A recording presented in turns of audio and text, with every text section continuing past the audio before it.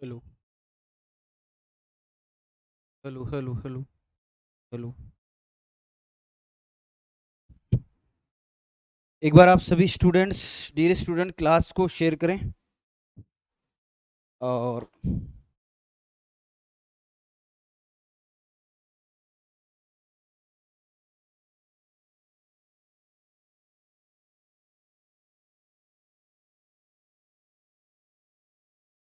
Hello hello. एक बार सभी के पास आवाज़ आ रही है? एक बार कमेंट्स करके बताना। सर मेरा ऐप नहीं चल रहा है। भूपेश सैनी जी बोल रहा है, बेटा ऐप नहीं चल रहा तो लाइव क्लास कैसे ले रहा है? एप्लीकेशन तो चल ही रहा होगा। गुड इवनिंग सर, बिल्कुल गुड इवनिंग। आवाज़ आ रही है सभी के पास? वॉइस क्लियर आ रही है सभी के पास? एक बार आप मुझे कमेंट्स करके बताइए, वॉइस क्लियर आ रही है क्या?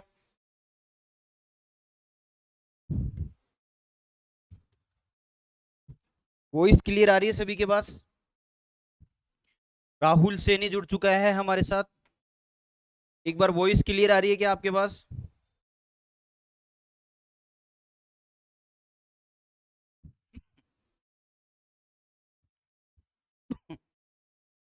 सभी के पास वॉइस क्लियर आ रही है? Good evening sir, good evening बेटा, गुड इवनिंग।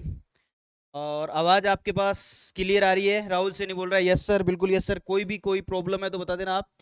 आज हम बात करेंगे पपीता के बारे में। पपाया के बारे में आज डिस्कस करने वाले हैं आज की क्लास के अंदर। Papaya very important fruit crops. आपको पता है कि इसमें से मैक्सिमम बार क्वेश्चन पूछा गया है, बार बार क्वेश्चन पूछा गया है। एक बार अपन एसी को चला देते हैं, गर्मी बहुत लग रही है। ठीक है। तो पपाया के बारे में कई बार क्वेश्चन जो हैं एग्जाम में पूछे गए हैं, और किस तरीके के क्वेश्चंस आए हैं उनके बारे में भी हम डिस्कस करेंगे। सबसे पहला हमारा टॉपिक है सामान्य इंट्रोडक्शन के बारे में हम बात करेंगे। गुड इवनिंग, लाखन जाट हमारे साथ जुड़ चुका है, सुषमा हमारे साथ जुड़ चुकी है, राहुल सैनी। और सभी को गुड इवनिंग, गुड इवनिंग बेटा। सब मस्त है, मजे हैं।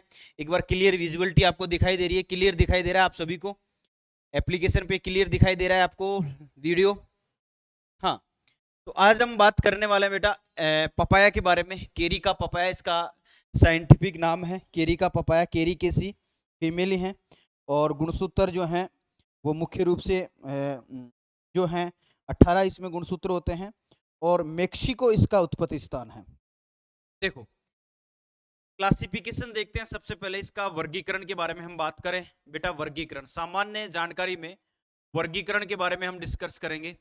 और वर्गीकरण में सबसे इंपॉर्टेंट जो है वो हम बात करने वाले हैं वर्गीकरण के बारे में। और इस वर्गीकरण में हम सबसे पहले क्या देखेंगे बेटा, कि वर्गीकरण में सबसे पहले इसका बोटनिकल नाम देखते हैं। बी एन का मतलब हो गया बेटा बोटनिकल नाम।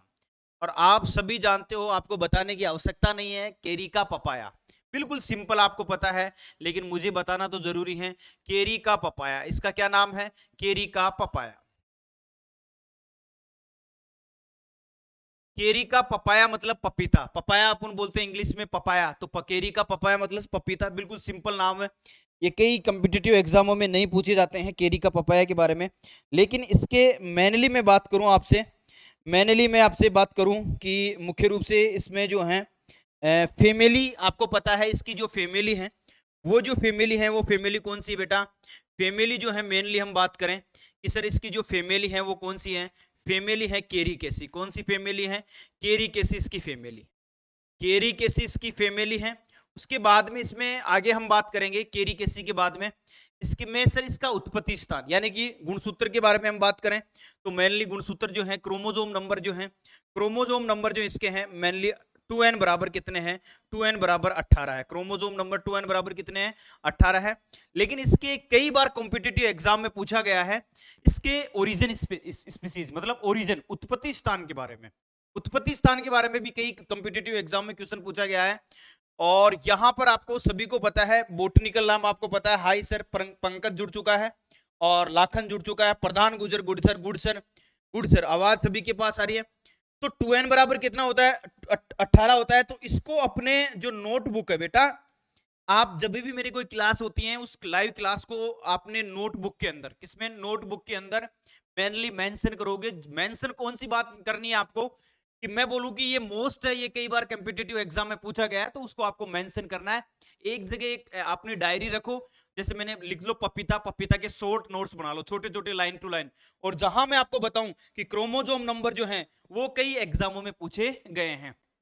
तो उसके बाद में इसके मुख्य रूप से उत्पत्ति, ओरिजिन, उत्पत्ति के बारे में भी कई कॉम्पिटिटिव एग्जाम में पूछे जाते हैं। उष्ण कटिबंधीय अमेरिका, उष्ण कटिबंधीय अमेरिका मतलब हो गया मेक्सिको।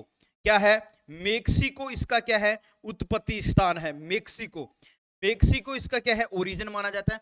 बेटा ओरिजिन से क्या मतलब है? ओरिजिन मतलब उत्पत्ति, इसके जो सबसे पहले जो इसके जो इसके पार्ट मिले थे, इस प्लांट की उत्पत्ति जहां से हुई थी। जैसे मेरा ओरिजिन कहाँ है? मेरा ओरिजिन है मेरा गांव है पचार के अंदर जो है वो मेरा ओरिजिन स्पीसीज है, वहां से मेरी उत्पत्ति हुई थी। इसी तरीके से जहां जिस देश से या जिस जगह से इस स्पीसीज मिलती हैं, प्लांट की स्पीसीज मिलती हैं, वो क्या कहलाता है? उत्पत्ति कहलाता है। क्या कहलाता है? उत्पत्ति कहलाता है। तो ये आपको मेनली मैंने आपको बताया क्लासिफिकेशंस में, बोटनिकल नाम, फैमिली, क्रोमोसोम नंबर और उत्पत्ति। तो उत्पत्ति के बारे में भी कई कॉम्पिटिटिव एग्जाम में आपके एग्जाम में क्वेश्चंस पूछे जाते हैं। दूसरी इसमें सेंटर ऑफ ओरिजिन मैंने आपको बताया है। इसमें सबसे इंपॉर्टेंट बात है कि फल का प्रकार कैसा है। फल के प्रकार के बारे में बात करें तो फल का प्रकार बेटा होता है सरस टाइप का।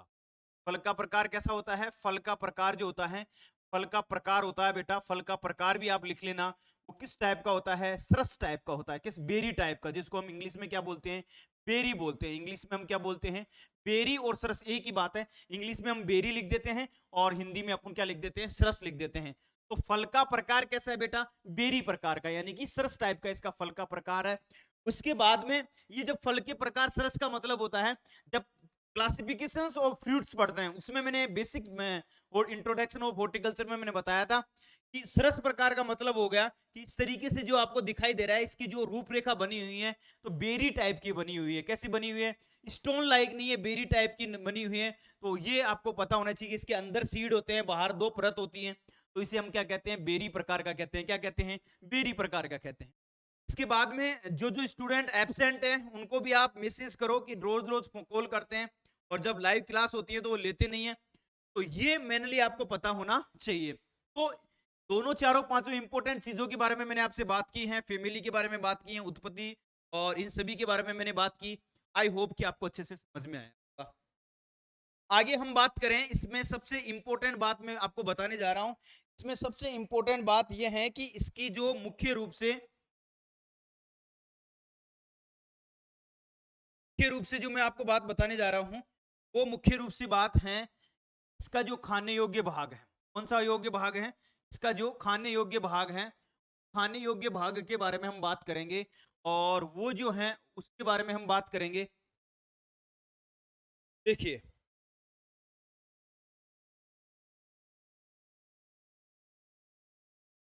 खाने योग्य भाग, ये सारी चीजें आपने स्क्रीनशॉट ले ली तो स्क्रीनशॉट ले लेना। अब हम बात करेंगे इसके खाने योग्य भाग। सामान्य परिचय में, इंट्रोडक्शन में, क्लासिफिकेशन में सबसे पहले हम किसके बारे में बात करेंगे? इसका जो खाने योग्य भाग है। खाने योग्य भाग के अंदर हम बात करें, सबसे पहले हम बात करते हैं, देखो देखो कोई भी फल होता है, फल का खाने योग्य भाग। फल का खाने योग्य वाले भाग में मैंने एक ट्रिक बताई थी। क्या ट्रिक बताई थी बेटा? खाने योग्य भाग में एक ट्रिक बताई थी मैंने कि मैंगो और पपीता के अंदर मध्य फल भी थी। क्या खाते हैं? मध्य फल भी। मतलब ये देखो अंदर सीड वाला भाग आपको दिखाई दे रहा है, सीड वाला भाग आपको बिल्कुल क्लियर दिखाई दे रहा है और इसके अंदर बाहर वाली परत को हम निकाल देते हैं, एंडोकार्प को भी हम निकाल देते हैं और एंडोकार्प को और एक्सोकार्प को दोनों को निकाल देते हैं। और दोनों को निकालने पर मैंने इस तरीके से बताया था और इसके अंदर मैंने ये बताया था कि मुख्य रूप से आपको बताया होगा कि इसके अंदर वाला जो भाग होता है, ये अंदर वाला जो भाग होता है ये कौन सा होता है? बीजोकार्प होता है। कौन सा होता है? बीजोकार्प वाला भाग होता है। कौन सा भाग होता है? बीजोकार्प वाला भाग। तो बीजोकार्प का मतलब हो गया मध्य फल बीती। खाने योग्य भाग कौन सा हो गया? मध्य फल बीती हो गया। कौन सा हो गया? मध्य फल बीती वाला जो भाग है वो खाने योग्य हो गया। वो क्या हो गया? खाने योग्य हो गया। तो निश्चित रूप से ये सारी चीजें आपको मैंने बताई हैं कि मध्य फल बीती इसमें क्या करते हैं? खाते हैं। तो मध्य फल बीती क्या हो गया? खाने योग्य भाग हो गया। ठीक है। आगे हम बात करें इसमें मीजोकार्ब जो खाने योग्य बात है, ये भी आपको समझा दिया था मैंने पहले वाली क्लास में इंट्रोडक्शन ऑफ हॉर्टिकल्चर में। अब ये थी सामान्य जो आप याद कर लेते हो या आप कॉन्सेप्टली इस चीज को समझ लेते हो। दूसरी चीज जो मैं आपको बताने जाना हूं पपीता के अंदर सबसे इंपॉर्टेंट बात ये होती है बेटा कि पपीता के अंदर जो है, जो मुख्य रूप से जो मैंने आपको बताया कि कच्चे फलों में एक चीज पाई जाती है। देखो देखो पपीता में क्या पाया जाता है, पपेन पाया जाता है। क्या पाया जाता है, पपेन पाया जाता है। तो ये चीज भी आपको पता होना चाहिए बेटा कि पपेन जो है मुख्य रूप से, पपेन जो है वो क्या करता है, ये पेट के रोगों के लिए लाभदायक होता है। और पपेन का मतलब होता है, पपेन जो है पपीते के अंदर कच्चे फलों में पाया जाता है। ठीक है, इसके बाद में मैं आपसे बात करूं कि इसमें सबसे इंपॉर्टेंट बात मैंने ये जो बताई है कि इसमें खाने योग्य भाग मैंने आपको बताया है, ये सारी चीजें आपने समझ ली होगी। सामान्य इंट्रोडक्शन के बाद में इसमें सबसे इंपॉर्टेंट बात जो मैं बताने वाला हूं वो है कि इसमें कौन कौन सी जनरल बातें आपको याद करनी। जनरल बातें ये हैं, जनरल बातों में सबसे पहली बात तो ये है कि जनरल बातें जो भी हैं उनके बारे में मैं डिस्कस करने वाला हूँ। जनरल जो भी बातें हैं कि पपीता का वर्गीकरण, कुल वंश जाति मैंने आपको बता ही दिया है। और इसमें जलवायु के बारे में बाद में बात करेंगे। सबसे पहले हम बात करेंगे यहाँ पर, देखो थोड़ी सी इंपॉर्टेंट बात करेंगे। इसमें जो है पपेन पाया जाता है। क्या पाया जाता है बेटा, पपेन।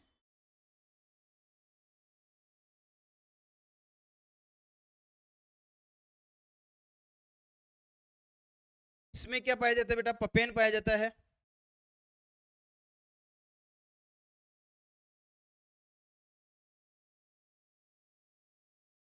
देखो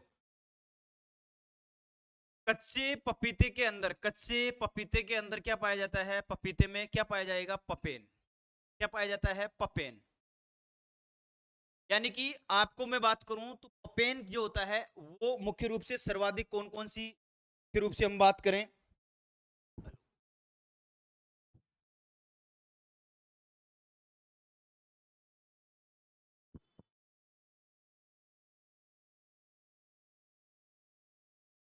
हेलो, तो ये जो पपीता में क्या पाया जाता है, पपेन पाया जाता है। और ये पपेन क्या करता है, पेट के रोगों को दूर करता है। पेट के रोगों को क्या करता है, दूर करता है। पेट के रोगों को दूर करने का काम कौन करता है, पपेन करता है। तो ये मुख्य रूप से किसमें पाया जाता है, कच्चे फलों में पपेन पाया जाता है। और इसमें मुख्य रूप से आपको जानकर बड़ी खुशी होगी कि इसमें पीला रंग जो हो रहा है, ये येलो जो एक पिगमेंट पाया जाता है, उस पिगमेंट की वजह से ये आपको बाहर की तरफ आपको पीला रंग दिखाई दे रहा है। कैसा रंग दिखाई दे रहा है, आपको ये पीला रंग दिखाई दे रहा है। कैसा दिखाई दे रहा है, यानी कि आपको येलो कलर दिखाई दे रहा है। येलो कलर का मतलब जो आपको मैंने पेन लिखकर बताया इस तरीके का कलर, ये किसकी वजह से होता है, एक पिगमेंट होता है केरिका जेंथिन। तो पपीता के अंदर जो पीला रंग होता है, पपीते का पीला रंग किसकी वजह से होता है बेटा, वो होता है केरिका जेंथिन की वजह से। किसकी वजह से होता है, केरिका जेंथिन की वजह से होता है। केरिका जेंथिन की वजह से होता है पपीता का पीला रंग। किसकी वजह से, केरिका जेंथिन की वजह से। तो ये चीज भी आपको नोट आउट करनी है। कई बार कॉम्पिटिटिव एग्जाम में पूछा गया है कि पपीते का पीला रंग किसकी वजह से होता है, केरिका जेंथिन की वजह से होता है। किसकी वजह से होता है, केरिका जेंथिन। सर सुपरवाइजर के दो एग्जाम है क्या, है। दो एग्जाम कौन बता रहे थे बेटा, सुपरवाइजर के दो एग्जाम कौन बता रहे थे बेटा। पपेन का उत्पादन 300 से 700 किलोग्राम प्रति हेक्टेयर, बिल्कुल आप सही बता रहे हो सुषमा, बिल्कुल। पपीता का जो है उत्पादन के बारे में मैं बात करूं तो वो ही होता है।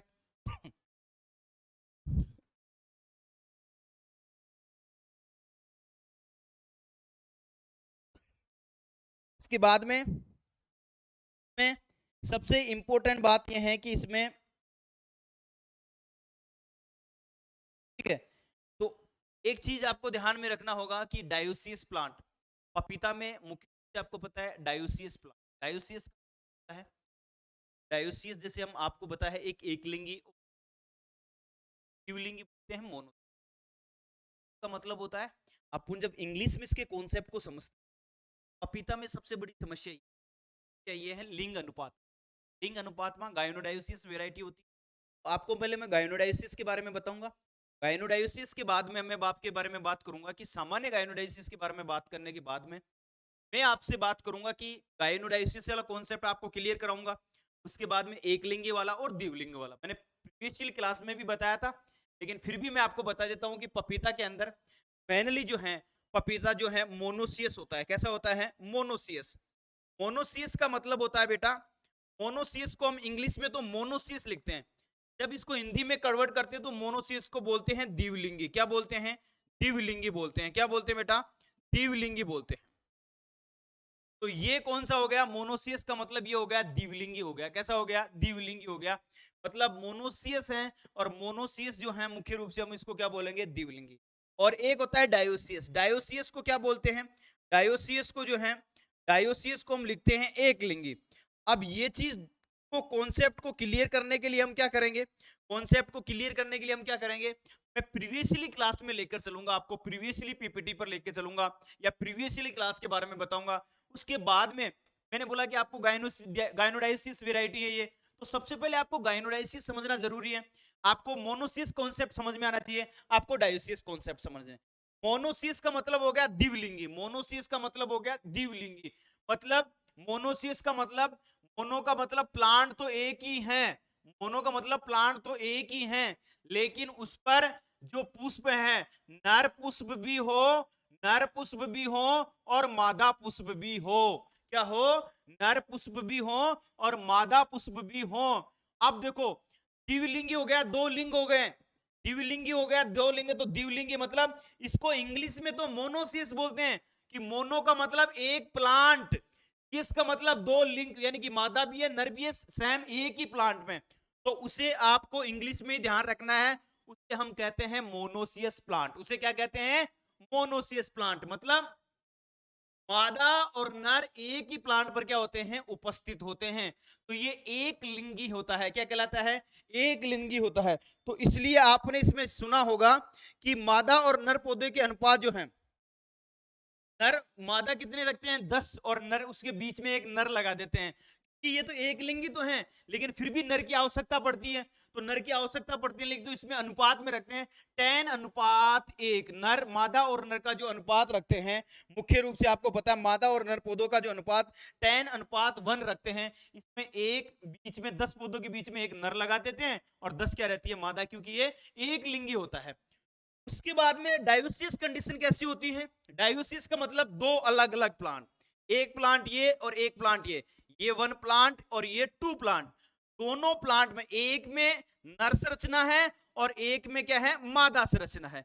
एक में मादा पुष्प है और एक में नर पुष्प है। डायो का मतलब दो, मोनो का मतलब एक, एक ही पुष्प मादा और नर दोनों है, और डायो का मतलब दो अलग अलग पादपों में मादा नर, मादा संरचना अलग है और नर संरचना क्या है? अलग है। तो ये तो हो गया डायोसियस और मोनोसियस। बोलो समझ में आया कि नहीं? कॉन्सेप्ट समझ में आया कि नहीं? आप सभी के कॉन्सेप्ट समझ में आया?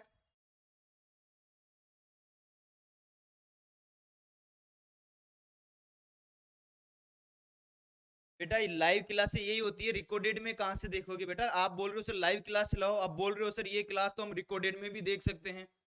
सर करंट डाटा पर क्लास लगाओ। करंट डाटा तो बेटा एग्जाम के पास पढ़ाया जाता है, जब आपका एग्जाम होता है ना कृतिका अग्रवाल जी, डाटा चेंज होते रहते हैं।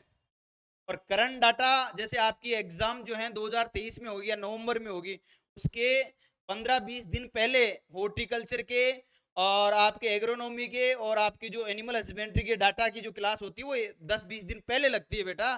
डायरेक्ट अभी मैं करंट बता दूंगा फिर चेंज हो जाएंगे, फिर उसमें चेंज पर करवाना पड़ेगा। तो ये लाइव क्लासेस तो ऐसी होगी, आपको रिकॉर्डेड करके डाल के दूं क्या? ये रहने दूं, लाइव रहने दूं क्या? सारी रिकॉर्ड करके डाल दूं एक साथ पूरी? तो बेटा ये लाइव भी आप पढ़ लो और ये रिकॉर्डेड, ये क्लास भी डल जाएगी वहां पर, है पर दोनों काम हो रहे हैं। अब आप कह रहे हो सर ये तो हम रिकॉर्डेड भी देख सकते हो, तो बेटा आपको कह नहीं रहा है कि आप देखो मेरी क्लास को लाइव, लेकिन ये है कि आपको रिकॉर्डेड भी मिल जाएगी एप्लीकेशन पे वहां पे। और यही तो होता है, लाइव क्लासरूम से ले रहा हूँ आपकी लाइव क्लास, आपको मैं बिल्कुल लाइव ले रहा हूँ अभी। इसी को तो बोलते हैं लाइव क्लास। ठीक है, तो यहां पर जो है मोनोसिस और डायोसिस मैंने कॉन्सेप्ट आपको बताया है, आपको समझ में आ गया होगा। एक होता है सर गायनोडायोसिस, समझ में नहीं आया फिर? गायनोडायोसिस का मतलब बेटा ये है, देखो गायनोडायोसिस का मतलब ये है कि मेनली मैंने आपको ये तो कॉन्सेप्ट समझा दिया। डायोसिस का मतलब दो अलग अलग प्लांट, मोनोसिस का मतलब एक ही प्लांट में नर और मादा।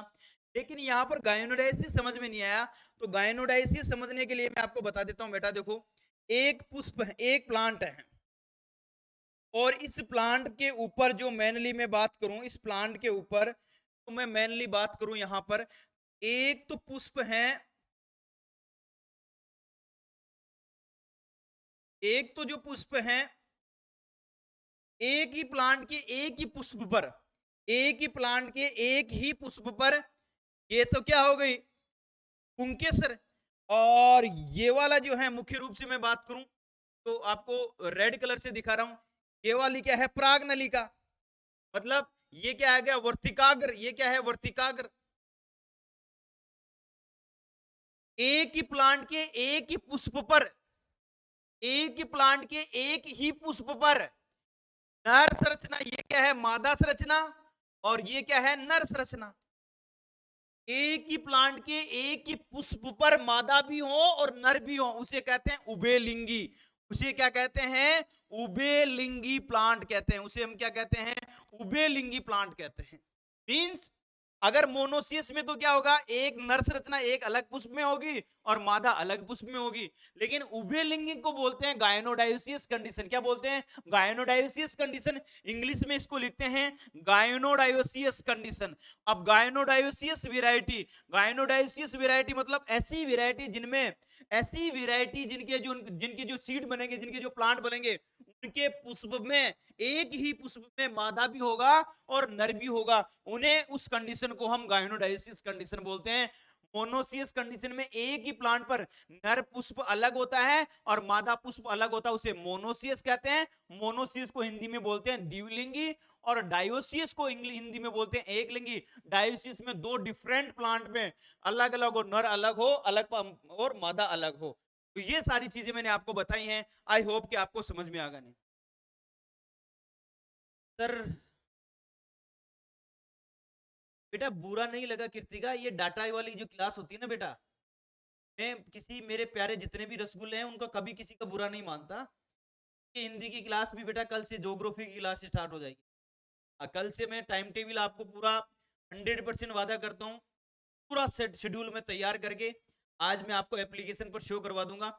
स्टार्टिंग में ज्योग्राफी की स्टार्ट होगी, जहां तक हो सके हिस्ट्री की मैंने करवाई है, कल्चर मैंने रिकॉर्डेड डाल दी है पूरी, तो देखो धीरे धीरे लास्ट में आपको कल्चर करवा देता हूँ। मैं मानता हूँ पहले ज्योग्राफी से स्टार्ट करें हम। एक बार कमेंट्स करके बताओ कि कल ज्योग्राफी से स्टार्ट करवा दें आपकी क्लास की। जो है हिस्ट्री भी आपको लगभग लगभग यूट्यूब पर पढ़ाई हुई है, ज्योग्राफी जो है वो भी रिकॉर्डेड डाली हुई है, लेकिन मैं क्या सोच रहा हूँ कि एक बार नए सर हैं हमारे, ज्योग्राफी स्टार्ट करवा देते हैं। ज्योग्राफी और एग्रीकल्चर में एग्रोनॉमी और हॉर्टिकल्चर दोनों की 2 घंटे क्लास होगी और 1 घंटे ज्योग्राफी होगी। फिर उसके बाद में 5-7 दिन के बाद में आपकी हिंदी की क्लास रेगुलर स्टार्ट कर देंगे संधि के बाद में। सर का जो फर्स्ट ग्रेड का एग्जाम है वो कंप्लीट हो जाए, उसके बाद में आपकी जो है फर्स्ट ग्रेड के एग्जाम होते ही हिंदी की क्लास भी आपकी डेली लाइव क्लास हो जाएगी। ठीक है, कि बेटा फर्स्ट ग्रेड का जो एग्जाम है आपको पता है, हिंदी वाले भी तैयारी कर रहे हैं, एग्रीकल्चर वाले भी तैयारी कर रहे हैं, सभी तैयारी कर रहे हैं, तो ये ध्यान रखना। तो बोलो बेटा ये कॉन्सेप्ट क्लियर आया, समझ में आया कि नहीं आया? देखो आपको किताबों में आप सब कुछ पढ़ लोगे बेटा, किताबों में आप ये भी पढ़ लोगे कि उभयलिंगी गायनोडाइसिस वेराइटियां यही हैं, मोनोसियस वेराइटियां यही भी हैं, डायोसियस वेराइटी यही हैं। डायोसियस कंडीशन में भी पपीता लगाते हैं हम, मोनोसियस कंडीशन में भी लगाते हैं और गायनोडाइसिस कंडीशन में भी लगाते हैं। मतलब मैं आपको समझाऊं बेटा, अगर नहीं भी समझ में आया तो यहाँ देखो मैं आपको ये समझाना चाह रहा हूँ। मैंने आपको सारी चीजें तो बता दी, गायनोडाइसिस और ये सारी चीजें बता दी। 10:1 में लगाते हैं, मादा की संख्या 10 होगी उसके एक नर लगाते हैं। ये नहीं कि नर 10 लगाएंगे और मादा 1 लगाएंगे, नहीं, 10 मादा उसके बीच में एक क्या लगाते हैं नर। इसीलिए क्योंकि मोनोसियस है, मोनोसियस का मतलब एक ही प्लांट पर नर भी है और मादा भी है, तो एक बीच में हम क्या लगा देते हैं नर और लगा देते हैं। लगा देते हैं अच्छी फ्रूटिंग के लिए, अच्छे परागकण के लिए, वो सारी चीजें करते हैं। एक नर इसलिए लगाते हैं अच्छे, मतलब यहाँ पर फर्टिलाइजेशन होने के लिए, पोलिनेशन होने के लिए, परागण होने के लिए, वहां पर फ्रूट एक अच्छा बनता है। ठीक है, देखो मैं आपको ये बताने जा रहा था बेटा कि यहाँ पर जो है ये सबसे अपनी बात होती है कि हमने किताबों से थ्योरी रट ली कंप्लीटली। अब वो थ्योरी में जो कॉन्सेप्ट चीजें वाली होती है वो टीचर बताता है। अगर वो चीजें समझ में आ गई ना आपको एक बार, निश्चित रूप से आपकी तैयारी। मैं आपको बता देता हूं, अगर मैं रेगुलर आपको 2 महीने पढ़ाता हूं ना, रेगुलर रेगुलर आपको 2 महीने तक पढ़ाता हूं ना एप्लीकेशन पर, एग्रीकल्चर एग्रोनॉमी और हॉर्टिकल्चर, तो आपका एक भी क्वेश्चन गलत नहीं होगा। केवल मेरा एक आपसे निवेदन है कि एक छोटी सी नोटबुक रखो अपने पास में, और नोटबुक में ये चीज, नोट्स में आपको आज देखना अपने उस पे एप्लीकेशन पर देखना जाकर, हिंदी और ज्योग्राफी की नोट्स मैंने डाल दिए हैं, वो आपको देखना है। इसी में भी आपके यहाँ पे लाइव वाले में भी डाल दूंगा, जो कोर्स लाइव कोर्स देख रहे हो उसमें भी आज डलवा दूंगा। लेकिन जो एग्री नोट्स है उसमें हिंदी और ज्योग्राफी के नोट डल गए हैं कंप्लीटली। कल आपको वो नोट्स भी मिल जाएंगे, और भी नहीं तो शॉर्ट नोट्स जो मैं आपको बताऊं कि इस फ्रूट से मेरी वादा है बेटा, मैं पीएचडी कर रहा हूं। मैंने जैसे पपीता बताया, पपीता में मैंने लिख दिया ना बेटा, बेटा इसको शॉर्ट नोट्स में लिख लो, ये इंपॉर्टेंट है। और चीज तो किताबों में पढ़ सकते हो, लेकिन ये नई चीज मैंने आपसे बताई। नई चीज मैं आपको ये बता रहा हूं कि जो पपीता होता है, इस पपीता की कई रिसेंटली वेराइटियां डेवलप की गई है, और रिसेंटली जो वेराइटी हैं उसके बारे में डिस्कस करेंगे। जो रिसेंटली आईसीआर ने डेवलप की है उसके बारे में भी बात करेंगे। सबसे पहले मैं आपको बता रहा हूं कि जब भी पपीता हम लगाते हैं, मेनली हम पपीता जब भी लगाते हैं, पपीता लगाते समय हम क्या करते हैं, जैसे आपने बताया कि सर 10:1, क्या ये क्या कंडीशन है, ये कॉन्सेप्ट तो समझो। 10 मादा और 1 नर पौधा, मतलब बेटा कि ये मेनली पपीता क्या होता है, मोनोसिस कंडीशन में, मेनली डायोसियस मोनोसिस में होता है। पपीता का पौधा, पपीता का जो पौधा होता है बेटा, पपीता का जो पौधा होता है वो मोनोसियस होता है। मोनोसियस इंग्लिश में लिखते हैं मोनोसियस, मोनोसियस इंग्लिश में लिखते हैं, लेकिन इसको जब हिंदी में कन्वर्ट करते हैं तो इसको हम द्विलिंगी बोलते हैं। क्या बोलते हैं बेटा, द्विलिंगी। मतलब यानी कि द्विलिंगी डायोसियस नहीं, द्विलिंगा का मतलब है मोनोसियस। तो आपको द्विलिंगी तो भूल जाना है, केवल इंग्लिश की टर्मिनोलॉजी आपको याद रखनी है, मोनोसियस। मोनोसियस में क्या होता है बेटा, मैंने अभी बताया कि एक ही प्लांट पर एक पुष्प, एक मादा पुष्प, एक तो मादा पुष्प हो जिसमें मादा संरचना हो, और एक पर क्या हो, एक पर नर संरचना, दूसरे पुष्प पर क्या हो, नर संरचना। एक सेम प्लांट पर, सेम प्लांट मन मोनो, तो मोनोसिस कंडीशन का होता है मेनली प्लांट। अब मोनोसिस में क्या होता है, एक अलग से नर लगा देते हैं। आपने 10 मादा लगा दी, 1 2 3 4 5 6 7 8 9 10, ऐसे रो में लगा दी। इसके बीच में एक 10 के बीच में एक नर लगा दिया, फिर ये 10 गन के 10 के बीच में एक फिर नर लगा दिया, फिर 10 के बीच में 10:1, 10 प्लांट के बीच एक आप नर लगाओ तो अच्छी फ्रूटिंग होगी, अच्छा पोलिनेशन होगा, अच्छा मतलब बाहर मतलब सब कुछ अच्छा होगा, फ्रूट भी अच्छा बनेगा। इसलिए इसमें नर जो है, मादा अनुपात नर का कितना रखते हैं, 10:1 रखते हैं, इसलिए रखते हैं। लेकिन गायनोडायोसिस जो वेराइटी है, अगर आप बाजार से गायनोडायोसिस वेराइटी लेकर आओगे, बाजार से गायनोडायोसिस वेराइटी लेकर आओगे, तो उसमें फिर आप क्या करोगे, ये 10:1 रखने की जरूरत नहीं है। गायनोडायोसिस वेराइटी में क्या होता है, गायनोडायोसिस वेराइटी जो होती है, जो उनके जो पौधे बनते हैं, गायनोडायोसिस वेराइटी से बीज लेकर जो पौधे बनते हैं या उनसे जो पौधे तैयार होते हैं, उनके प्लांट के एक ही पुष्प पर नर भी होता है और मादा भी होता है, फिर नर लगाने की जरूरत नहीं है। पौधा जब एक मोनोसिस कंडीशन में हो तो 10 पौधे के बीच में एक नर लगाना आपको जरूरी है। ये कॉन्सेप्ट आप समझ लेना बेटा। लाइफ अगर गायनोडायसिस वेराइटी है तो उसमें नर लगाने की जरूरत नहीं है, और वेराइटी यदि मोनोसिस है तो उसमें आपको नर, एक प्लांट 10 के प्लांट के बीच में एक नर लगाना जरूरी है अच्छी फ्रूट के लिए। अच्छा, दिनेश भामू पूछ रहा है सर नोट्स कहाँ मिलेंगे। राधे राधे। अरे मेरा प्रतीक राज बेटा, तेरे को मिस कर रहा हूँ, कब आएगा तू। क्लासे मिस करता जा रहा है तो सुपरवाइजर की क्लासे मिस। जो भी बच्चा ऑफलाइन ज्वाइन करना चाहता है वो ऑफलाइन ज्वाइन कर सकता है। एक बार आप सभी बता दो, मैं पानी पी लेता हूँ। क्लियर आवाज आ रही है कि नहीं आ रही है आपके पास, वीडियो अच्छे से दिखाई दे रहा है कि नहीं दिखाई दे रहा है, और कमी नजर आ रही है तो बता दो, उसको भी ठीक करवा देंगे। वीडियो आपको अच्छे से नजर आ रही है,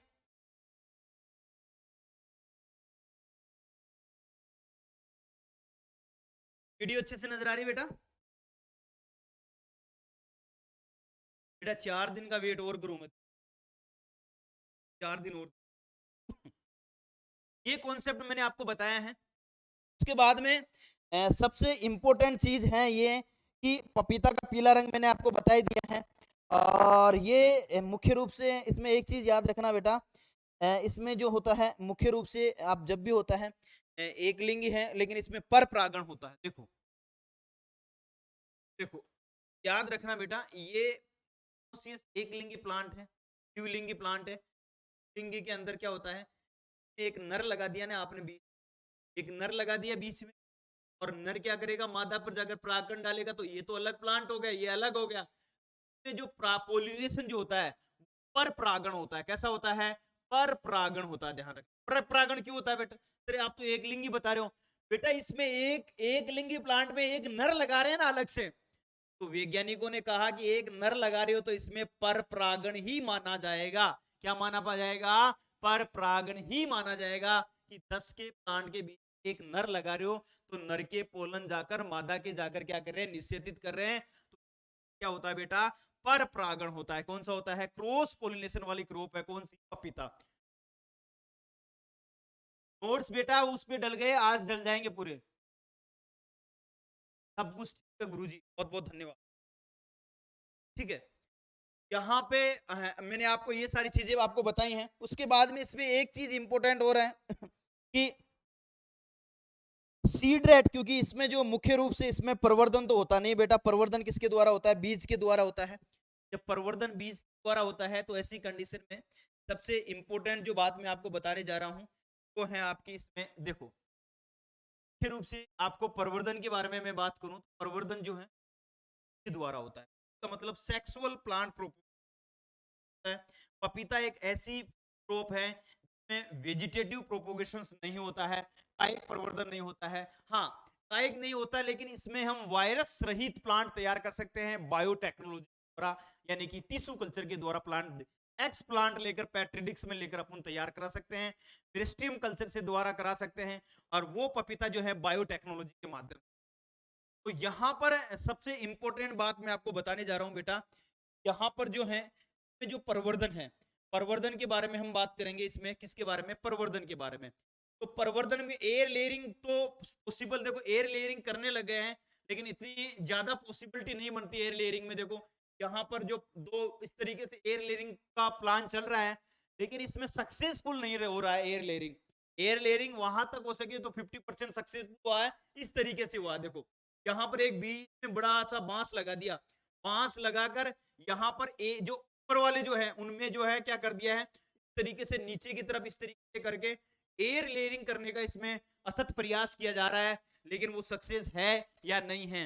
मुख्य रूप से आपको पूछे कि पपीता के अंदर जो है वो मुख्य रूप से आपसे पूछे तो आपको बताना है बेटा, प्रवर्धन जो है बीज के द्वारा होता है। ये मैंने डायग्राम क्यों दिया है, क्योंकि बेटा एयर लेयरिंग का इसमें कॉन्सेप्ट चालू किया जा रहा है। एयर लेयरिंग के द्वारा भी इसमें अगर एयर लेयरिंग 100% सफल हो जाएगा तो हम लिख सकते हैं कि सीड के द्वारा और एयर लेयरिंग के द्वारा भी करते हैं। लेकिन ये जो प्रोजेक्ट है, ये सैरगटा बेंगलोर जो IIHR है, बड़े बड़े हॉर्टिकल्चर के बड़े बड़े रिसर्च इंस्टीट्यूट है, वहां पर कोशिश की जा रही है। अभी तक तो पपीता में प्रवर्धन बीज के द्वारा ही सफल होता था। बीज के द्वारा भी क्यों, बेटा बीज के द्वारा भी पपीता जो है 2 से 2.5 वर्ष में क्या होता है, 2 से 2.5 वर्ष के अंदर फल देना स्टार्ट हो जाता है। लगभग 2 वर्ष में तो फल आने स्टार्ट हो जाते हैं। मैं मानता हूं इसमें प्रवर्धन की आवश्यकता नहीं है। प्रवर्धन की जब आवश्यकता ही नहीं है तो बीज के द्वारा भी कम समय कम अवधि में भी ये पौधा तैयार हो जाता है। तो मेरा मानना है कि इसमें वैज्ञानिक ज्यादा दिमाग नहीं लगाते हैं। तो 15 साल 20 साल का प्लांट होता है, उसमें तो जरूर दिमाग लगाएं कि वेजिटेटिव भाग करके वो कम से कम 6-7 महीने तो लेट हो जाए, लेकिन इसमें कहाँ दिमाग लगाने की जरूरत है, क्योंकि ये पौधा तो है कम अवधि वाला पौधा है, 2 वर्ष में तो ये फल देना स्टार्ट हो जाता है। अब हम बात करेंगे प्रवर्धन के बारे में। देखो सीड के द्वारा, किसके द्वारा होता है बेटा, सीड के द्वारा,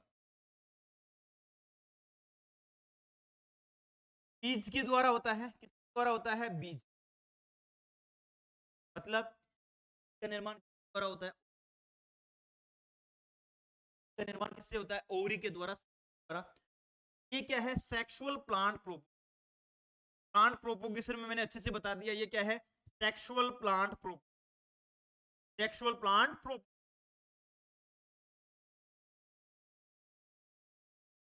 के द्वारा होता है, बीज के द्वारा होता है। किसके द्वारा होता है, बीज के द्वारा।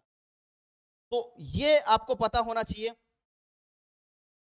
तो यहां पर मुख्य रूप से 2 चीज आपको ध्यान में रखना है बीज के, परंतु मुख्य रूप से आप टिश्यू कल्चर के द्वारा, देखो ये तो आपको प्लांट प्रोपोगेशन कर सकते हैं, लेकिन एक चीज और ध्यान रखना बेटा, एक चीज मैं आपको बता रहा हूं यहां पर, टिश्यू कल्चर। टिश्यू कल्चर भी अभी मैं आपको लास्ट में जाते जाते आपको टेक्निक बताऊंगा कि ये कल्चर के द्वारा, देखो यहाँ पर जो है एक प्लांट है, इसका कोई भी एक्स भाग ले लिया, इसका एम्ब्रियो ले लिया, या एक्स प्लांट ले लिया, एक्स भाग ले लिया, या इसका एम्ब्रियो ले लिया, फल का क्या ले लिया, एम्ब्रियो या मेरिस्टियम ले लिया। मेरिस्टियम लेकर इसको बायोटेक्नोलॉजी में पेट्री डिस्क में रखते हैं, और पेट्री डिस्क में रखे वायरस रहित, मतलब क्या पपीता में क्या होता है बेटा, वायरस ज्यादा लगता है। पपीता में सबसे रोग है वायरस रोग, मोजेक वायरस। वायरस जो इफेक्ट करता है वो सब है पपीता के ऊपर है, उसे कम होती है, वायरस ज्यादा अटैक करता है। वायरस को रोगों को निदान करने के लिए टिश्यू कल्चर के द्वारा, टिश्यू कल्चर के द्वारा, यानी कि टिश्यू कल्चर मतलब बायोटेक्नोलॉजी के द्वारा भी पौधा तैयार किया जा सकता है। अभी मैं आपको नेट के माध्यम से ऑनलाइन आपको मैं अभी टिश्यू कल्चर विधि बताऊंगा मेरिस्टियम कल्चर के द्वारा, कि टिश्यू कल्चर के द्वारा भी इसमें क्या किया जा सकता है, मुख्य रूप से हम पपीता हम प्रवर्धन किया जा सकता है। और वो टिश्यू कल्चर क्या है, आप बायोटेक्नोलॉजी लैब में जाओगे, वहां एक्स प्लांट लोगे, एक्स भाग लोगे, बायोटेक्नोलॉजी में टिप करोगे, सोल्यूशन में डालोगे, अगार अगार में डालोगे, वहां एक अच्छे से एनवायरमेंटल दोगे, तो वहां से जर्मिनेटेड होना स्टार्ट हो जाता है। तो वो टिश्यू कल्चर किसके लिए करते हैं, क्यों करते हैं, वायरस रोगों के निदान के लिए, वायरस जनित जो रोग हैं, यानी कि वायरस रहित प्लांट प्राप्त करने के लिए, वायरस रहित प्लांट प्राप्त करने के लिए, कि उन पर वायरस का ज्यादा अटैक नहीं हो सके, इसलिए आधुनिक जो विधि हैं, आधुनिक मॉडर्न जो है प्रवर्धन की विधि हैं, वो आजकल टिश्यू कल्चर अपना रहे हैं। बेटा यहाँ पर जो है वायरस जो होता है अटैक ज्यादा करता है पपीता पर, टिश्यू कल्चर के द्वारा भी हम क्या कर सकते हैं बेटा, पपीता में प्रवर्धन कर सकते हैं। मैनली बीज के द्वारा तो करते ही करते हैं, लेकिन हम कल्चर के द्वारा भी हम कर सकते हैं। सर टिश्यू कल्चर के द्वारा कैसे कर सकते हैं, आप हमें बताया नहीं कि टिश्यू कल्चर के द्वारा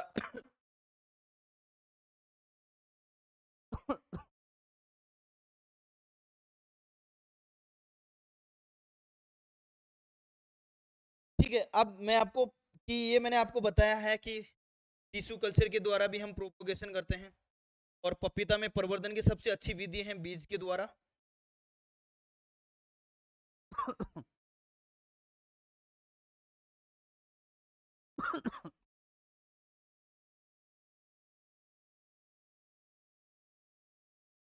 ठीक है, अब मैं बात कर रहा हूं बेटा सीड रेट के बारे में, के द्वारा है तैयार होगा, लगाएंगे तो पपीता एक ऐसा हमेशा रेट भी हो रही प्रति हेक्टर की। दो चीज याद रखना बेटा, दो चीज याद रखना, हमेशा मैंने गायनोडाइसिस वेराइटी के बारे में मैंने आपको अभी, एक तो लेते हैं गायनोडाइसिस, और एक मैंने अभी आपको बताया था कि इसमें पपीता के अंदर मुख्य रूप से एक तो होता है गायनोडाइसिस किस्में, और एक होती है डायोसियस किस्में। डायोसियस मैंने आपको बता ही दिया था, कॉन्सेप्टली आपको मैंने समझा दिया, डायोसियस प्लांट दो अलग अलग जिसमें बीच में नर लगा देते हैं, और एक उभयलिंगी होता है, मतलब एक एक तो मोनोसियस होता है, और उस मोनोसियस में एक नर लगा देते हैं, तो वो डायोसियस कंडीशन हो गई। मतलब आपको मैंने अभी बताया बेटा कि डायोसियस के लिए जो है मुख्य रूप से जो है सीड रेट के बारे में, क्योंकि द्वारा प्रवर्धन होता है, इसमें दो चीज आप कॉन्सेप्ट ध्यान रखना बेटा, आपको कोई भी पूछे तो कोई भी पूछे, ये ध्यान रखना। एक दो कंडीशन मैंने आपको बताई थी अभी, दो कंडीशन कौन सी, देखो एक बताई थी बेटा मैंने, देखो एक मैंने आपको बताई थी गायनोडायोसियस। गायनोडायोसियस का मतलब है, गायनोडायोसिस का मतलब क्या है बेटा, गायनोडायोसिस का मतलब है कि एक तो मादा और उभयलिंगी, मादा और उभयलिंगी, उभयलिंग का मतलब गायनोडायोसिस ही, मतलब कि एक प्लांट है, और इस प्लांट के एक पुष्प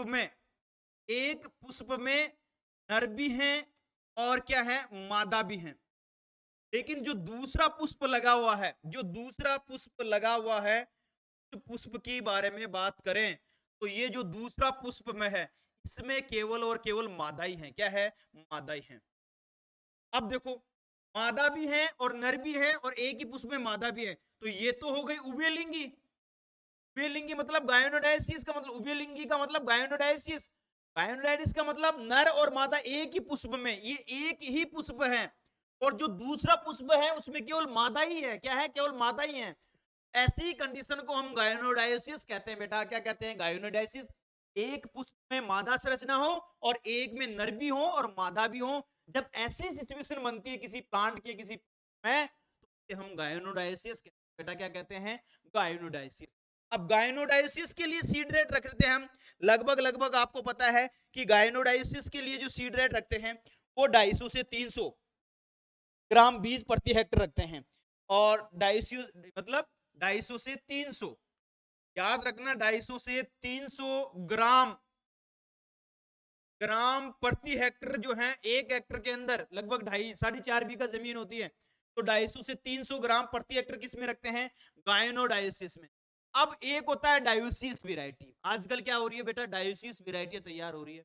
डायोसिस वेराइटी जो है मुख्य रूप से, जो डायोसिस मैंने बता दिया, डायोसिस हम लिखते हैं डायोसिस। डायोसिस का मतलब एक पर जो है, जैसे आपने 10 पौधे लगा दिए एक लिंगी, 10 पौधे एक लिंगी लगा दिए, मतलब मोनोसिस प्लांट लगा दिए, मोनो मतलब द्विलिंगी, और एक बीच में आपने क्या लगा दिया, डायोसिस नर लगा दिया, तो डायोसिस कंडीशन हो गया, मतलब एक लिंगी हो गया। क्या हो गया, डायोसिस का मतलब हो गया एक लिंगी। तो एक लिंगी होने का मतलब एक लिंगी जो वेराइटी है डायोसिस जो है, डायोसिस के अंदर हम क्या करते हैं, डायोसिस के अंदर मतलब हो गया कि डायोसिस में हम उसको बोलते हैं एक लिंगी बोलते हैं। और उसमें क्या होता है, एक लिंग अलग होता है, एक प्लांट के लिंग एक में क्या होता है, अलग होता है, मादा अलग और नर अलग। तो ऐसी कंडीशन में उसकी डायोसिस जो है, वो जो बीज दर रखते हैं डायोसिस के लिए, वो आपको पता होना चाहिए 400 से 500 ग्राम प्रति हेक्टर। आपको पता होना चाहिए डायोसिस वेराइटी जो है,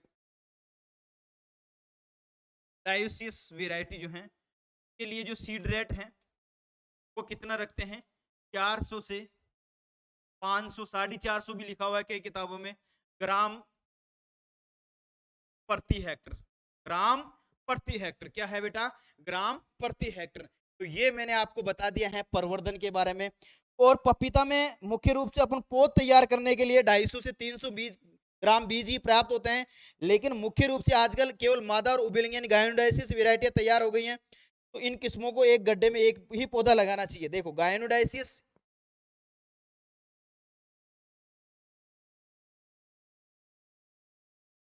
ठीक है, तो ये आपको मैंने बता दिया है, मुख्य रूप से आपको मैंने ये सारी चीजें बताई हैं। आई होप कि आपको अच्छे से समझ में आ रहा होगा।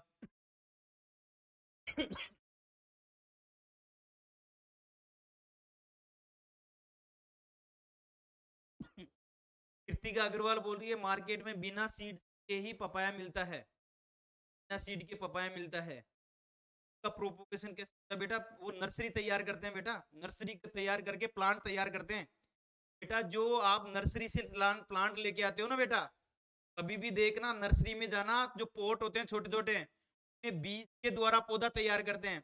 और कृतिका जी बेटा, जो पपीता का पौधा होता है ना, वो लगभग लगभग आप जो लेके आते हो वो 2-3 महीने में तो बड़ा बड़ा तैयार हो जाता है, बिल्कुल आप उसमें हो जाता है, ठीक है।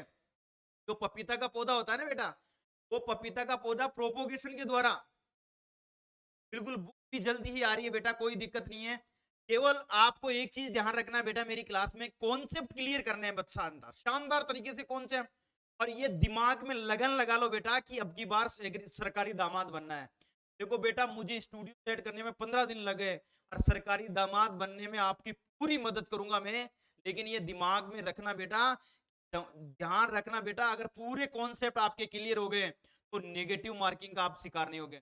और मेरे से कृतिका जो है एक क्वेश्चन पूछिए सर, मार्केट में बिना सीड, बेटा वो नर्सरी में जाओगे तो वो सीड के द्वारा ही तैयार करते हैं, प्रोपोगेशन नहीं होता उसमें, के द्वारा ही वो छोटे छोटे पौधे तैयार मिलते हैं आपको बेटा पपीता में। ये बात बेटा बिल्कुल ध्यान रखना है आपको कि पपीता है, फालसा है, नींबू वर्गीयों में भी आजकल सीड के द्वारा पौधे तैयार हो जाते हैं, क्योंकि बेटा जो नींबू है, पपीता है, कम कम समय में पककर तैयार हो जाते हैं उसमें।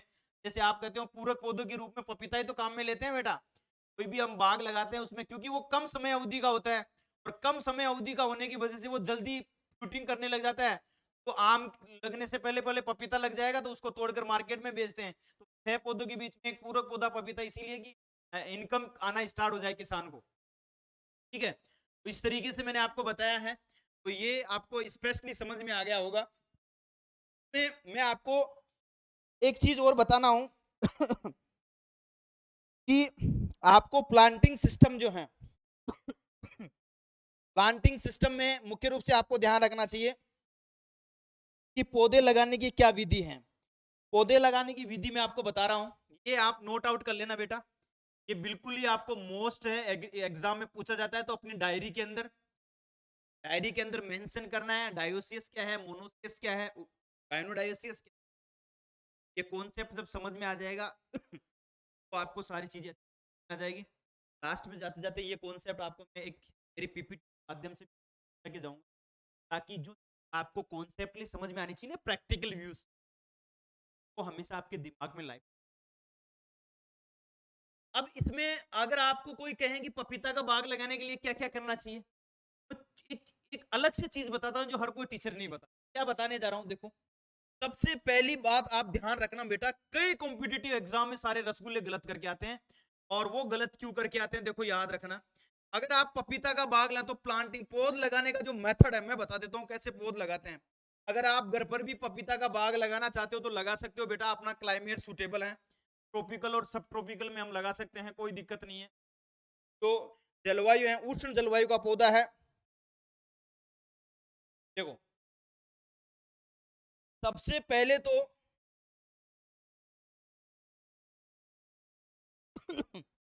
देखो सबसे पहले तो आपको क्या करना है, आपको ये डिसाइड ये करना है कि आपको कौन से खेत में, जैसे मान लीजिए इस खेत में आपको क्या लगानी है, पपीता लगानी। इस खेत, ये क्या है, एक खेत है, इस खेत में आपने डिसाइड कर लिया कि लगभग लगभग 1 हेक्टर में पपीता लगानी है। आप सपोज करना, प्रैक्टिकल चीज बता रहा हूं। अब आप क्या करोगे, जो हल होते हैं ना, हल, गहरी जुताई करने वाले हल होते हैं, उस पर हल चलाकर पाटा चला दो, बढ़िया तरीके से उसे भुरभुरी बना दो। पहले हल चला दो, फिर उसके ऊपर पाटा चला दो।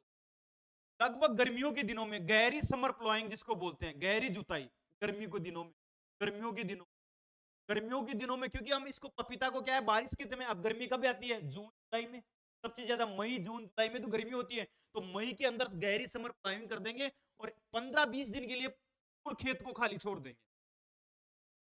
खेत को खाली छोड़ने के बाद में, आपको पता है कि पपीता की हाइट बहुत कम होती है, ज्यादा बड़ा नहीं होता है, ज्यादा फैलने वाला नहीं होता है। गड्ढे का आकार भी तो छोटा ही रखोगे।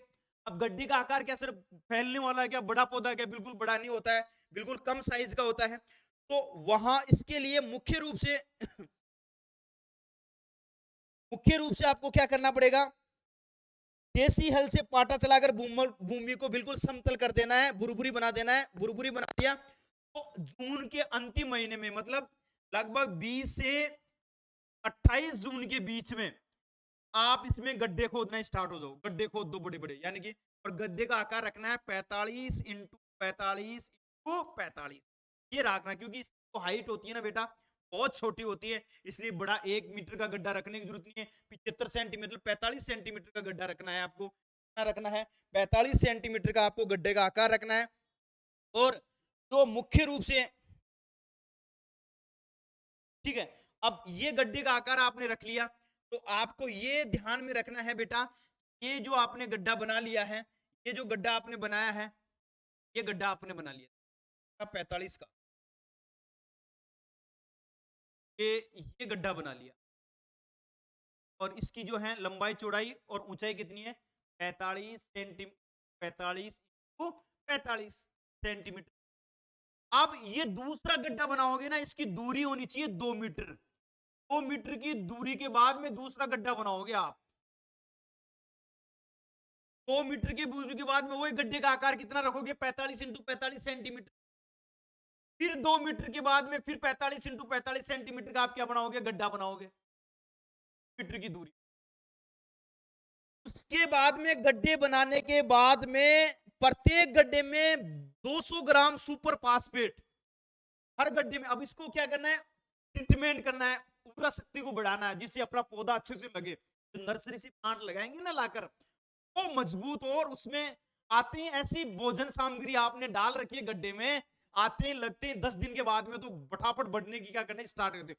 उसके लिए क्या देना पड़ेगा, फर्टिलाइजर देना पड़ेगा, बायो फर्टिलाइजर देना पड़ेगा, खाद देना पड़ेगा। इन सबको मिक्स करके आपको मिट्टी में मिलाना है। तो क्या क्या देना पड़ेगा, इन गड्ढों में, गड्ढे खोदने के बाद में इन गड्ढों में मुख्य रूप से 200 ग्राम सुपर फास्फेट और 10 केजी गोबर और 50 ग्राम जो है मुख्य रूप से क्यूनोलोफोस, जो इंसेक्ट को मारने के लिए।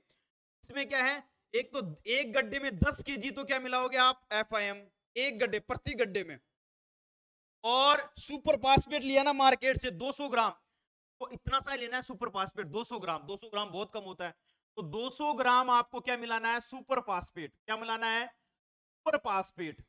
और सुपर फास्फेट आपने मिला दिया, और उसके साथ में अब क्या बेटा, इंसेक्ट भी लगते हैं इसमें, इंसेक्ट भी प्रकोप करती हैं। इंसेक्ट को बचाने के लिए इसमें लगभग 150 से 200 ग्राम आप पाउडर फॉर्म में आता है ना, पाउडर पाउडर छिड़कते हो घर पे कीड़ों को मारने के लिए, वैसे ही क्विनोलोफोस जो है लगभग लगभग 200 से 250 ग्राम, कितना, लगभग सॉरी 50 ग्राम, ज्यादा नहीं, 200 ज्यादा हो गया, लगभग 50 ग्राम आप इसमें क्या मिला दो बेटा, 50 ग्राम इसमें क्विनोलोफोस मिला दो। क्या मिला दो, क्विनोलोफोस मिला दो। क्या मिला दो बेटा, क्विनोलोफोस जो है ये क्या है, इंसेक्टिसाइड है। क्या है, इंसेक्टिसाइड है। तो आप 50 ग्राम इसमें क्या मिला दो, क्विनोलोफोस मिला दो। ठीक है, तो ये आप इसमें क्या मिला दो बेटा,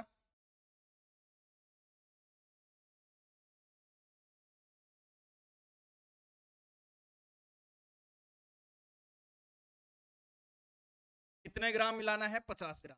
ये पूरा गड्ढे का ट्रीटमेंट हो गया, एक एक गड्ढे, एक गड्ढे में 10 केजी आपको खाद मिलाना है, गोबर का खाद, सड़ा गला गोबर का खाद, इसमें 200 ग्राम सुपर फास्फेट मिक्स करनी है खाद में, और खाद में 50 ग्राम पाउडर फॉर्म में क्यूनोस, प्रति गड्ढा आपको ऐसा ट्रीटमेंट करना है सबके अंदर।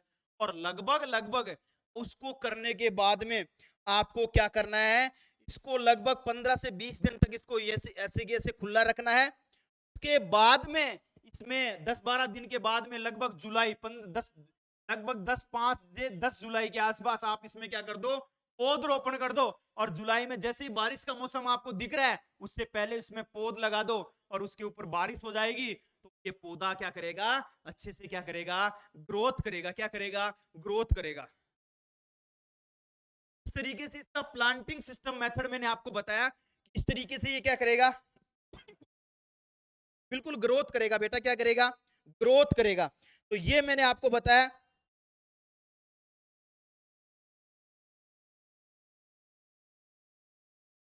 अब इसके अंदर आपको क्या करना है, प्रत्येक गड्ढे में 2 पौधे लगाए, पौधे में फूल आने लगे उस समय मादा पौधे को खेत में रहने देना, और 10% नर पौधे में खेत में ठीक फैले हो, छोड़कर शेष नर को हटा देना चाहिए। देखो मुख्य रूप से आपको क्या करना है बेटा, एक चीज और कई कई कॉम्पिटिटिव एग्जाम में बताने हैं कि गड्ढे में 2 पौधे लगाए, पौधे में फूल आने लगे, उस समय मादा पौधे को तो खेत में, देखो इस गड्ढे में क्योंकि नर पौधे 10:1 में रखते हैं ना, तो 10:1 वाला कॉन्सेप्ट हमेशा जब भी पपीता का बाग लगाते हैं तो पपीता के एक गड्ढे में 2 पौधा लगाते हैं। कितने पौधे, 2 पौधे, क्योंकि डायोसियस पर परागण होता है, डायोसियस है। कैसा है, डायोसियस। एक में हम क्या करते हैं, 2 पौधे, एक गड्ढे में 2 पौधे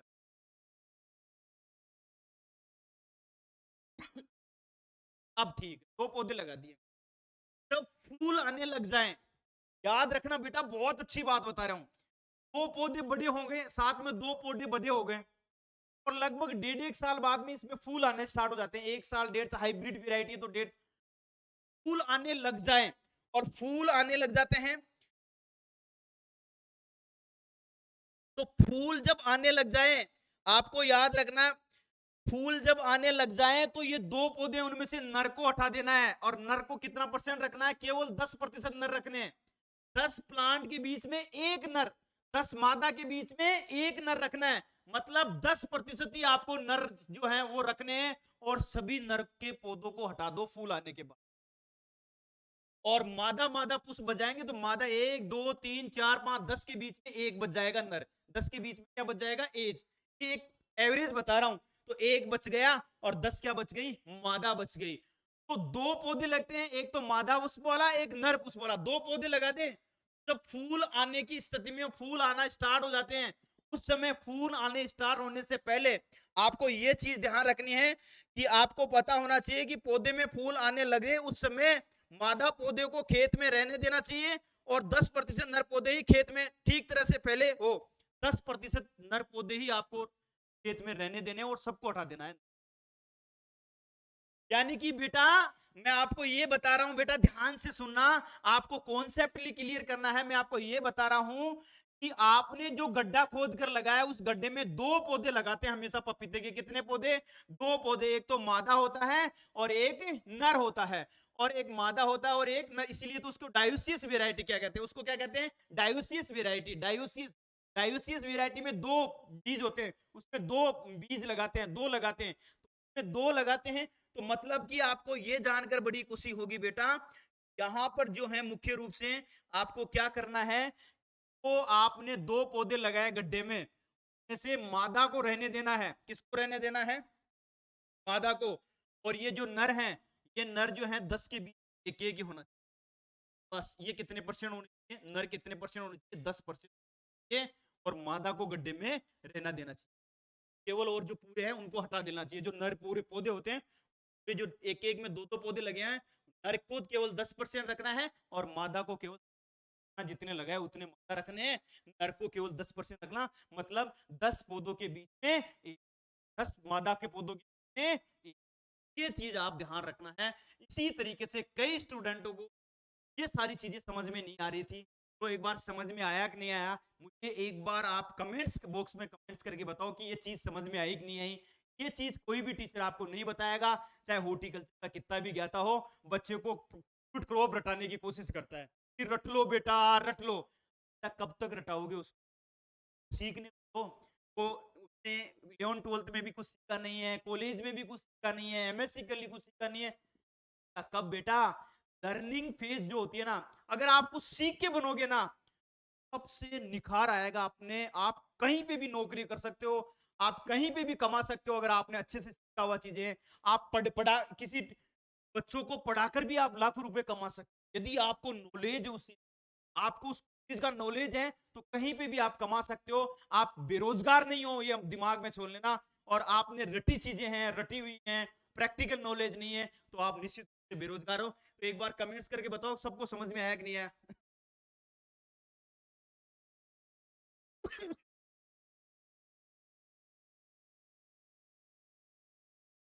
आया कि नहीं आया बेटा? मेरे आज बुखार हो रही है, बता दो फटाफट। बिल्कुल सर, पृथ्वी राज बोल रहा है, बिल्कुल आ गया। देखो मेरे पास फोन आते हैं कोई 20 क्लास कैसे नहीं हुई क्लास, और लाइव बच्चे जुड़े हुए हैं 9 पर क्लास से चलाऊंगा तो 20 बच्चों से ऊपर क्लास होनी चाहिए।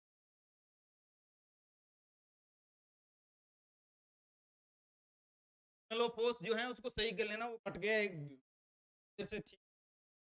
राइटिंग थोड़ी अटपटी है बेटा। अब हम बात करते हैं इसकी जलवायु के बारे में बात करते हैं कि जलवायु के बारे में बात करते हैं। देखो जलवायु के बारे में हम बात करें, उष्ण जलवायु का पौधा है। इस जलवायु, देखो जलवायु के बारे में देखते हैं बेटा।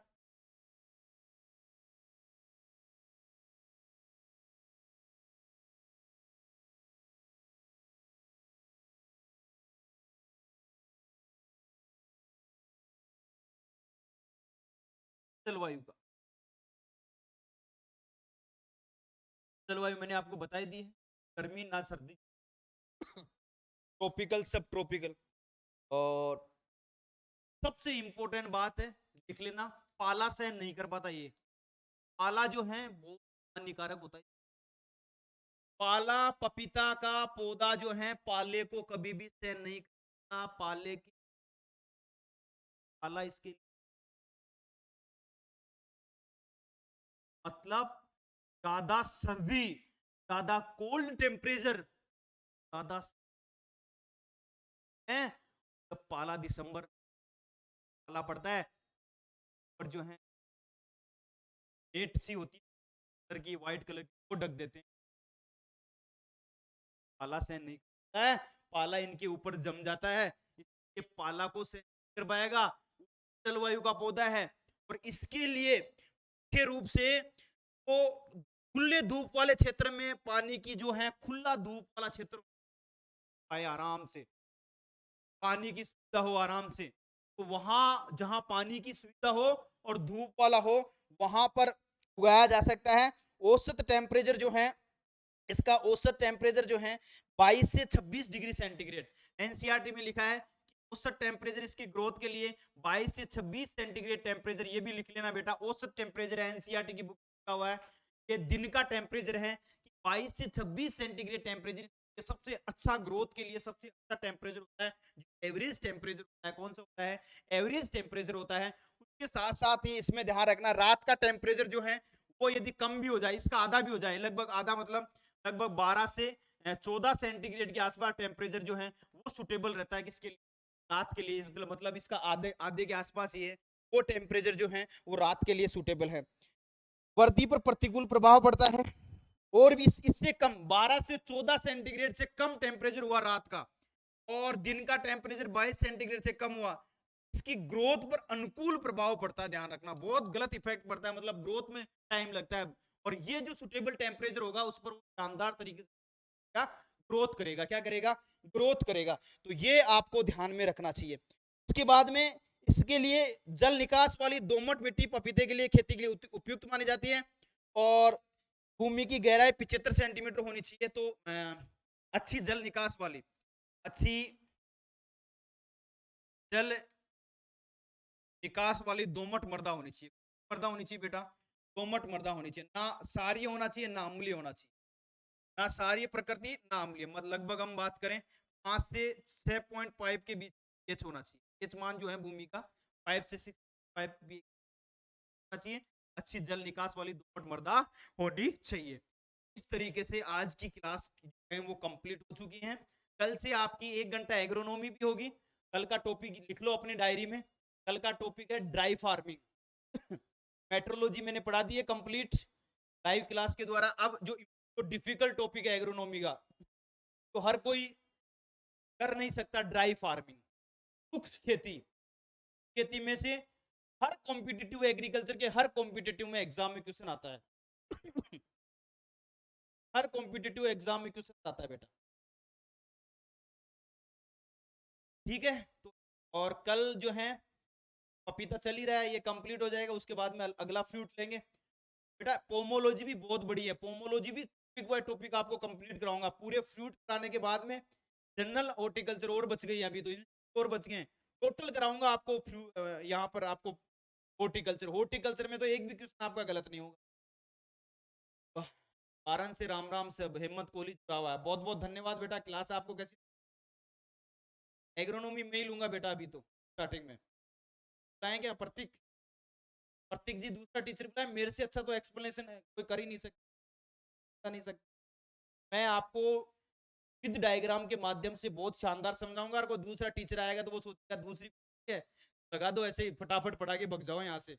हाँ, और वो भगने के चक्कर में रहेगा, और मैं रहूंगा तो बोलूंगा बच्चों को शानदार कंटेंट देना है, मैं पढ़ाऊंगा तो मजा आ जाएगा बेटा डायग्राम से। दूसरा टीचर को लगाऊंगा, पैसे भी देने पड़ेंगे, साथ में वो घास काट के जाएगा, जल्दबाजी में 1 घंटा करके जाएगा, और वो लोग काम हो गया, है ना?